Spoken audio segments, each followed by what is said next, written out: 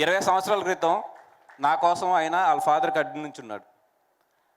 మీకు గుర్తుందో గుర్తులేదో సార్, 20 సంవత్సరాల క్రితం నేను ఒక మిస్టేక్ చేస్తే నేను గీతా ఆర్ట్స్ నుంచి వెళ్ళిపోవాల్సిన రోజు అది, 20 years బ్యాక్. ఒకటే చెప్పాడు ఆయన, తను ఉంటున్నాడు, తను ఉంటాడు. ఆయన వాళ్ళ ఫాదర్కి ఎదురు నిలబడ్డాడు. ఒక స్నేహితుడి గురించి ఎవరన్నా దేనికన్నా ఎదురు నిలబడగలనంటే అది బన్నీ గారు. అది నా లైఫ్లో నేను చూసింది. ఆ రోజు ఆయన కనుక నాకు నిలబడకపోయి ఉంటే ఆ రోజు, ఈరోజు బన్నీవాస్ అనేవాడు ఈ స్టేజ్ మీద ఉండేవాడు కాదు. ఆయనకి తెలుసు, నేను సంతోషంగా ఉన్నప్పుడు ఎప్పుడూ కూడా ఏ రోజు కూడా మా ఇద్దరి మధ్యలో ఏమండి కంగ్రాచులేషన్స్ లేదా ఏమండి హ్యాపీ బర్త్డే లేదంటే ఏం ఉండవు మా ఇద్దరి మధ్యలో.